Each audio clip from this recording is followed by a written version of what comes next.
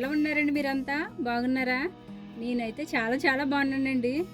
ప్రతి సమ్మర్ హాలిడేస్‌కి అమ్మాళ్ళ ఇంటికి వెళ్ళేదాన్నండి. Online business start చేసిన దగ్గర నుండి వెళ్ళిన వెంటనే వచ్చేయాల్సి ఉంటుంది. ఇంకో వారం రోజుల్లో వర్షాకాలం కూడా స్టార్ట్ అవ్వబోతుంది.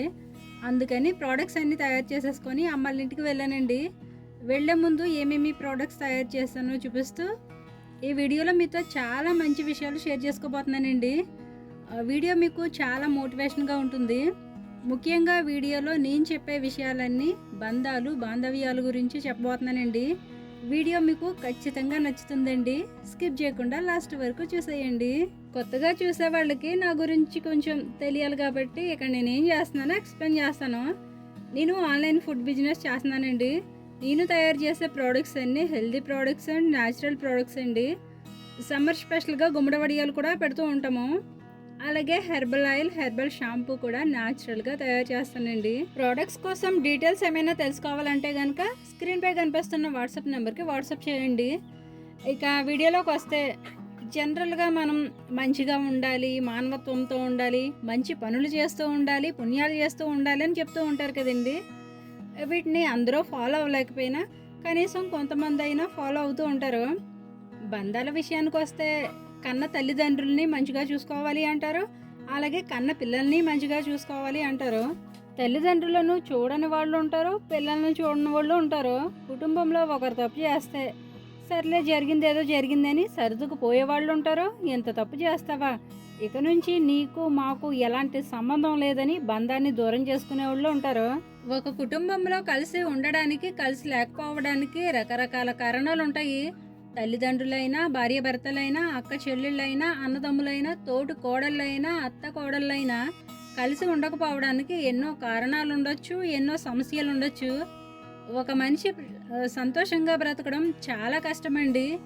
ఎలాంటి మనుషులు బ్రతకడం కష్టమంటే అందరూ కావాలి, అందరూ కలిసి ఉండాలని అందరితో ఎవరైతే సర్దుకుపోతూ ఉంటారో అలాంటి వాళ్ళు ప్రశాంతంగా బ్రతకడం చాలా కష్టమండి.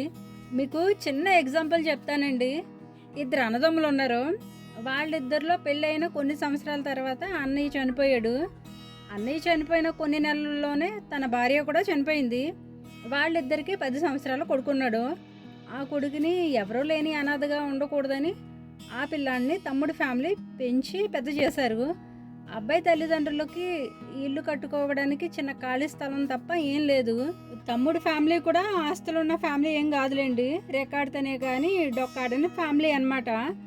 వాళ్ళకి 2 పిల్లలు ఉన్నారు. ఆ 2 పిల్లలతో పాటు ఈ అబ్బాయిని కూడా చూసుకునేవారు. వీళ్ళంతా కలిసి చిన్న గుడిసెలో ఉండేవాళ్ళు. ఈ అబ్బాయికి ఇల్లు కట్టుకోవడానికి స్థలం ఉంది కదా అని ఆ అబ్బాయి స్థలంలో హౌసింగ్ లోన్ తీసుకొని ఇల్లు కట్టుకున్నారు. ఆ ఇంటికి 2 గదులు, ఆ 2 గదులతో పాటు ఇంకో 2 చిన్న గదులు వచ్చేటట్టు ప్లాన్ చేసుకుని చిన్న రేకులు ఇల్లు కట్టుకున్నారు. ఇల్లు పూర్తయ్యేంత వరకు వీళ్ళు గుడిసెలోనే ఉండేవాళ్ళు. ఇల్లు కట్టుకున్న తర్వాత ఆ కొత్త ఇంట్లో అందరూ కలిసి హాయిగా కలిసిమెలిసి ఉండేవారు. కొన్ని సంవత్సరాల తర్వాత పెంచిన అబ్బాయికి పెళ్లి చేశారు. ఆ ఇంట్లోనే ఒక గదిలో ఉండడానికి, ఇంకో గదిలో వంట చేసుకోవడానికి అన్నట్టుగా 2 గదులు అబ్బాయికి ఇచ్చేశారు. పెళ్ళైతే తనకి కూడా ఒక ఫ్యామిలీ ఉంటుంది కాబట్టి వాళ్ళకి ఫ్రీడమ్ ఉండాలి కాబట్టి ఇల్లు ఉమ్మడిగా పంచుకొని ఉమ్మడిగానే ఉండేవాళ్ళు. తమ్ముడు ఫ్యామిలీలో అందరూ మంచివాళ్లే అవడం వల్ల వీళ్ళ మధ్య ఎలాంటి గొడవ గోల లేకుండా బాగానే ఉండేవాళ్ళు. వాళ్ళకి పుట్టిన పిల్లల్ని కూడా సొంత మనవల్లాగే చూసుకునేవాళ్ళు. వీళ్ళ ఫ్యామిలీకి ఎలాంటి లోటు లేకుండా పెద్ద దిక్కుగా ఉంటూ మంచి చెడు అన్నీ బాగానే చూసుకునేవాళ్ళు. కొన్ని సంవత్సరాల తర్వాత తమ్ముడు ఫ్యామిలీలో ఉన్న 2 పిల్లలకి కూడా పెళ్ళిళ్ళు చేసేసారు. పెద్దవాళ్ళిద్దరూ బయట గుమ్మంలో ఉంటూ ఉన్న ఒక గది కొడుక్కి కోడలికి ఇచ్చేశారు. ఇంకో పిల్ల ఆడపిల్ల అత్తారింటికి వెళ్ళిపోయింది. ఎప్పుడైతే సొంత కొడుక్కి పెళ్ళయిందో స్లోగా వీళ్ళ మధ్య విభేదాలు రావడం స్టార్ట్ అయ్యాయి. కొత్తగా పెళ్ళైన ఫ్యామిలీకి కూడా 2 పిల్లలు పుట్టారు. పెంచుకున్న అబ్బాయికి కూడా 2 పిల్లలు ఉన్నారు. ఇప్పుడు మొత్తం ఆ ఇంట్లో 10 మంది అయ్యారు. ఇల్లు కట్టిన స్థలం పెంచుకున్న అబ్బాయి దావడం వల్ల ఆ అబ్బాయి ఇల్లు ఖాళీ చేసేసి ఇంట్లోంచి బయటకు పోమన్నారు. ఆ టైంలో పెంచుకున్న తండ్రి ఆరోగ్యం అంతంత మాత్రంగానే ఉంది. సొంత కొడుక్కి సంవత్సరం పాప, 3 నెలల బాబు ఉన్నాడు. అంటే ఆ చంటి పిల్లల తల్లి బాలింత అనమాట. ఆరోగ్యం బాలేని తండ్రి, బాలింతగా ఉన్న కోడలు, ఏమీ చేయలేని భార్య, వీళ్ళందరి బాధ్యత మోస్తున్న సొంత కొడుకు, ఆ టైంలో భారం మొత్తం సొంత కొడుకుపై పడింది. చేతిలో రూపాయి లేదు. ఎక్కడికి వెళ్ళాలో తెలీదు. ఏం చెయ్యాలో తెలీదు. ఫైనల్‌గా వాళ్ళ స్థాయికి తగ్గట్టుగా చిన్న ఇల్లు చూసుకొని ఆ ఇంట్లోనే అద్దుకుండేవాళ్ళు.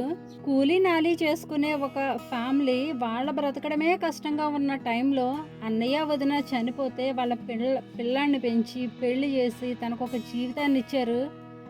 వాళ్ళ రుణం ఎన్ని జన్మలెత్తినా తీర్చలేనిది.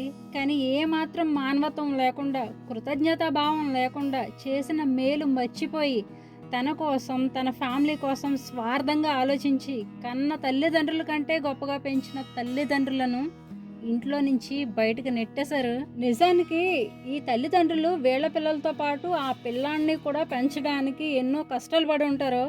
ఆ ఇల్లు కట్టడానికి కూడా ఎన్నో కష్టాలు పడి ఉంటారు. కానీ గతాన్ని మర్చిపోయి నేను, నాది, నా వాళ్ళు మాత్రమే బ్రతకాలని చాలా అంటే చాలా స్వార్థంగా ఆలోచించారు. ఇదంతా మీకెందుకు చెప్తున్నానంటే, మనం ఎంత మంచిగా ఉన్నా మనల్ని వెన్నుపోటు పొడిచేవాళ్లే గాని చేసిన మేలు గుర్తుపెట్టుకొని బంధాలకి, బాంధవ్యాలకి వాల్యూ ఇచ్చేవాళ్ళు రోజు రోజుకి కనుమరుగైపోయే వాళ్ళే తప్ప కనుకరించే వాళ్ళు ఉండట్లేదు. బాధలో ఉన్నారనో, కష్టాల్లో ఉన్నారనో, అప్పులతో ఉన్నారనో, ఆకలితో ఉన్నారనో పుణ్యానికి పోతే పాపమే ఎదురవుతుంది. ఎవరిని ఓదార్చాలో, ఎవరి మీద జాలి పడాలో, ఎవరిపై సానుభూతి చూపించాలో ఏం అర్థం కావట్లేదు. నేను, నాది, నా కుటుంబం అని బ్రతకాలో తెలియట్లేదు. మంచి, మర్యాద, ప్రేమ, అభిమానం, జాలి, దయ అని బ్రతకాలో ఏం తెలియట్లేదు. ఎవరికి వారే స్వార్థంగా ఆలోచిస్తున్నారు. పక్క వాళ్ళ గురించి ఆలోచిస్తే మనల్ని మనమే మోసం చేసుకున్నట్టుగా ఉంటుంది, మోసపోయినట్టుగా ఉంటుంది. ఈ రోజుల్లో అతి మంచితనం పనికిరాదండి. ఎవరిని ఎక్కడ పెట్టాలో అక్కడే పెట్టాలి. ఎవరిని ఎంతవరకు చూడాలో అంతవరకే చూడాలి. ఎందుకంటే పాముకి పాలు పోసి పెంచినా అది విషమే చిమ్ముతుంది. కొంతమందితో మనం ఎంత మంచిగా ఉన్నా వాళ్ళకున్న వంకర బుద్ధే చూపిస్తారు. ఓకేనండి, అమ్మాళ్ళ ఇంటికి వెళ్లే ముందు ప్రోడక్ట్స్ అన్నీ ఈ విధంగా తయారు చేసేసుకొని అమ్మాళ్ళ ఇంటికి వెళ్ళానండి. ఈ వారం మసాలా కారంతో పాటు మిగిలిన ప్రోడక్ట్స్ అన్నీ ఫ్రెష్గా తయారు చేశానండి. ప్రోడక్ట్స్ అవసరం అయితే వాట్సాప్ చేయండి. ప్రీవియస్ వీడియోలో నేను తయారు చేసిన న్యాచురల్ ప్రోడక్ట్స్ అన్నీ మీకు నచ్చి మంచిగా కామెంట్స్ చేసిన ప్రతి ఒక్కరికి థ్యాంక్ యూ సో మచ్ అండి. ఇక ఇవాల్టి వీడియో ఇంతేనండి. బంధాలకి విలువివ్వని మూర్ఖుల గురించి మీ అభిప్రాయం ఏమిటో కామెంట్ చేసి, మీకు ఈ వీడియో నచ్చితే తప్పకుండా లైక్ చేయండి. మరో మంచి వీడియోతో మళ్ళీ వస్తాను. ఉంటానండి. నమస్తే.